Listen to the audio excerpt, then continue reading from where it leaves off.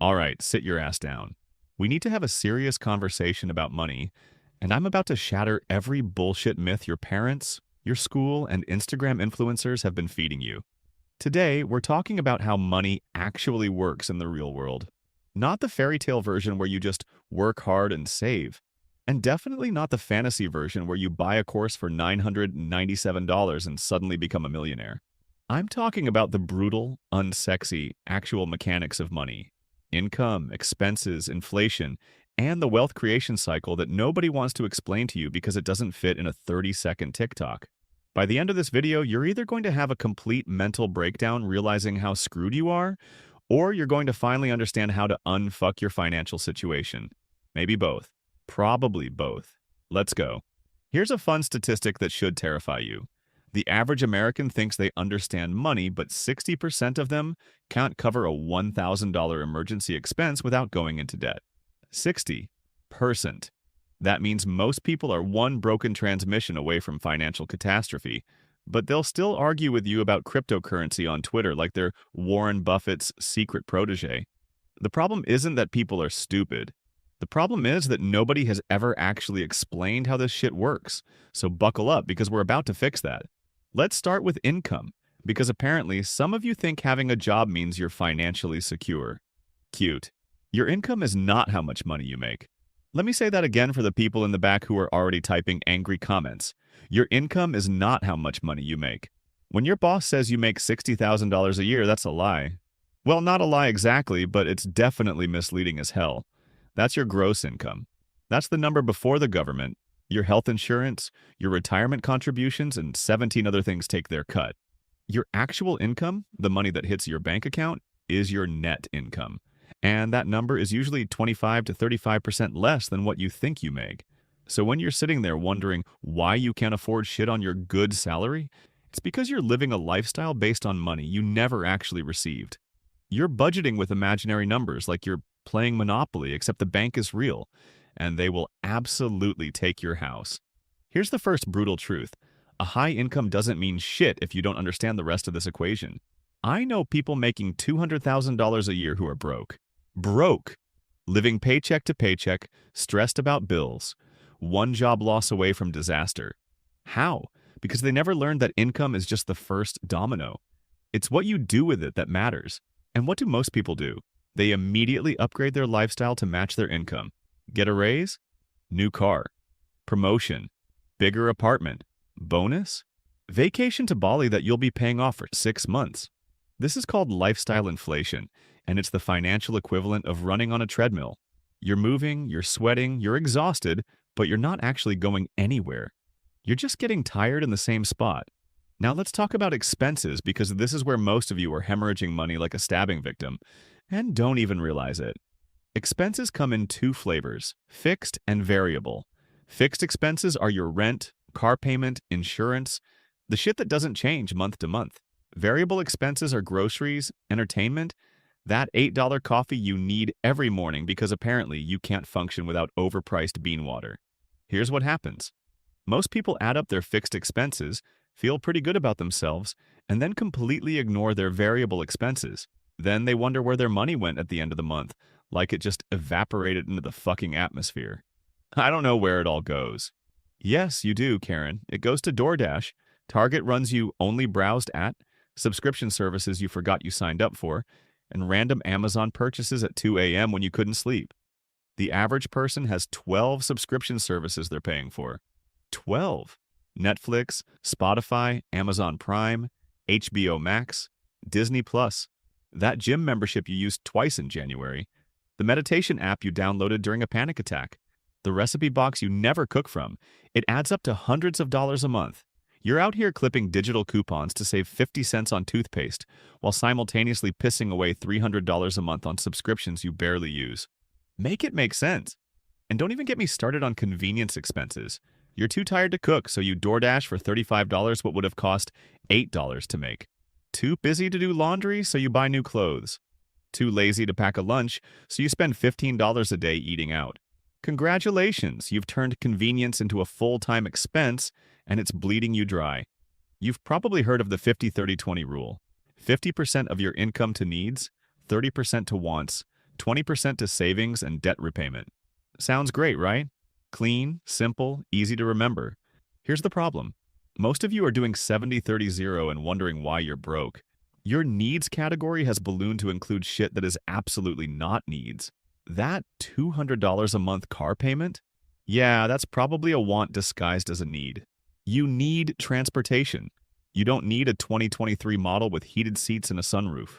Your wants category is out of control because you've convinced yourself that you deserve things. And you're putting exactly zero into savings because you'll start next month when you have more money. Spoiler alert, next month you won't have more money. You'll have the same amount and you'll have the same excuses. Now we get to the fun part, inflation, the thing that makes your money worth less every single year while you sleep. Inflation is currently running around 3 to 4% annually, which might not sound like much. Oh no, 3%. I'm shaking. But let me explain what this actually means for your broke ass. If you have $10,000 sitting in a savings account earning 0.5% interest, because banks are generous like that, and inflation is 3%, you're effectively losing 2.5% of your purchasing power every year. In 20 years, that $10,000 will still say $10,000 on your bank statement, but it'll only buy what $5,500 buys today. You didn't spend a penny, and you lost almost half your money. That's inflation, baby. This is why just save your money is terrible advice. Saving is important, don't get me wrong, but if all you're doing is stuffing cash in a savings account, you're not building wealth. You're just losing money slower than if you buried it in your backyard. Your grandparents could buy a house for $20,000. Your parents bought one for $150,000. You're looking at $400,000 for the same goddamn house. That's not because houses got better. It's because money got worse. And it's not stopping. Inflation is always happening. It's always eroding your purchasing power, which means if your income isn't growing faster than inflation, you're getting poorer every year even if your bank account stays the same. Fun, right? This is why people are so stressed about money. The game is literally rigged to make your money worth less over time, and nobody bothered to tell you. All right, enough doom and gloom. Let's talk about how to actually build wealth, because despite everything I just said, it is possible. It's just not easy, and it's definitely not what the finance bros on YouTube are selling you. The wealth creation cycle has 4 steps, and you need all 4. Not 3, not 2. All 4. Missing even one means you're running in circles. Step 1. Earn more than you spend. Revolutionary, I know. But here's the thing. This is the only way to create the gap that allows wealth building. You cannot build wealth if you spend everything you make. It's mathematically impossible. This means either increasing your income or decreasing your expenses. Ideally both. Yes, I know. Just make more money is annoying advice. But it's also true. That side hustle you've been thinking about? Start it. That raise you deserve? Ask for it. That skill you could learn? Learn it. And cut the bullshit expenses. I'm not saying live like a monk, but maybe you don't need the premium version of every app, the latest iPhone every year, and bottle service at the club every weekend. Step 2. Save the gap. Whatever's left over after your necessary expenses, that gap, needs to be saved first, not last. Most people budget like this. Income minus expenses equals whatever's left goes to savings, there's never anything left. Wealthy people budget like this. Income minus savings equals what's left for expenses. See the difference? You pay yourself first. The second your paycheck hits, 20% goes straight to savings. Not whatever's left, 20%. Non-negotiable. Automate that shit so you can't even think about it. But I can't afford to save 20%. Yes, you can. You just can't afford your current lifestyle and save 20%. So adjust the lifestyle, move the goalposts, figure it out. Step 3, invest the savings. Here's where most people fuck up completely. They save money, feel accomplished, and then leave it rotting in a checking account, earning 0.01% interest while inflation eats it alive. Saving is just the pause button. Investing is what actually builds wealth. You need to get your money working for you. Stocks, index funds, real estate, bonds, whatever matches your risk tolerance. But it needs to be invested, not just saved. The stock market has historically returned about 10% annually. That's way better than the 3% inflation is stealing from you. Over time, compound interest turns your small investments into serious money, but you have to start. And you have to be consistent. And you have to not panic sell every time the market dips because you saw a scary headline. Step 4, protect your wealth. The final step nobody talks about. Protection. You can earn, save, and invest perfectly, but if you don't protect your wealth, one emergency will wipe you out. This means emergency fund, 3 to 6 months of expenses minimum. Insurance, health, car, home, life if people depend on you. Not doing stupid shit like gambling your savings on meme stocks because Reddit told you to. Wealth protection is boring. It's not sexy. You can't flex an emergency fund on Instagram. But you know what's even less sexy? Declaring bankruptcy because you got sick and didn't have insurance. Here's the part that should get you excited and pissed off simultaneously. If you invest $500 a month starting at age 25, by age 65, you'll have about $1.4 million, assuming 8% average return. If you wait until 35 to start investing that same $500 a month, you'll have about $590,000. That 10-year delay cost you over $800,000. Let that sink in. Time is literally worth hundreds of thousands of dollars, and you're wasting it because you're waiting until you make more money, or until you understand investing better. You don't need to understand quantum physics to start. You need to open a brokerage account, buy an index fund, and set up automatic contributions. That's it. The hard part is starting. Let me hit you with some reality that's going to upset you. Wealth is not about making a lot of money. It's about keeping a lot of money. You know how many professional athletes go broke? How many lottery winners end up bankrupt? How many high-income earners are drowning in debt? Because they never learned the system. They got money but didn't understand the cycle. They earned but didn't save. They saved but didn't invest. They invested but didn't protect. Meanwhile, there are teachers and plumbers retiring as millionaires because they understood the fucking system and followed it for 30 years. Consistency beats intensity. Always. The person who invests $300 a month for 30 years will beat the person who invests $3,000 once a year every single time. All right, let's make this actionable because I'm not just here to yell at you. Okay, I'm mostly here to yell at you, but I also want you to succeed. Action 1. Calculate your real income. Not what you think you make, but what actually hits your account. That's your baseline. Action 2. Track every expense for 1 month. Every single one. I promise you'll be shocked. You're spending way more than you think on dumb shit. Action 3. Set up automatic savings. 20% of your net income straight to a separate account the day you get paid.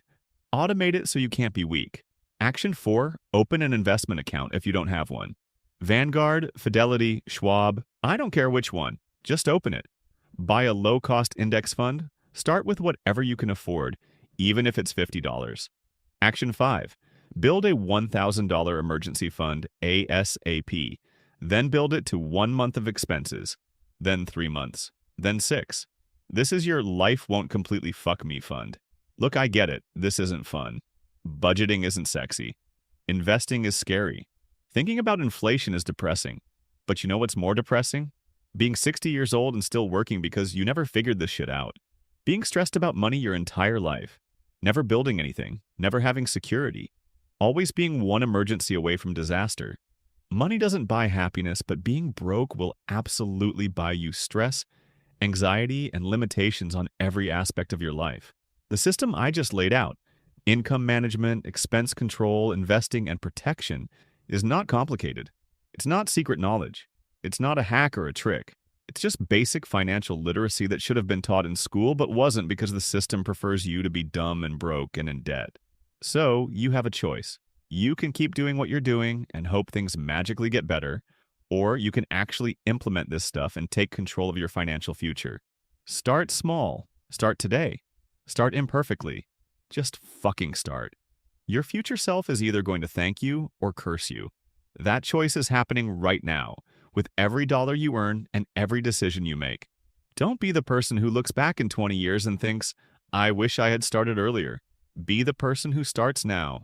If this video hurt your feelings but also made you think, smash that like button. Subscribe if you want more financial truth bombs that'll make you uncomfortable but wealthy. Drop a comment telling me which step of the wealth cycle you're failing at. I'll roast you gently and then help you fix it.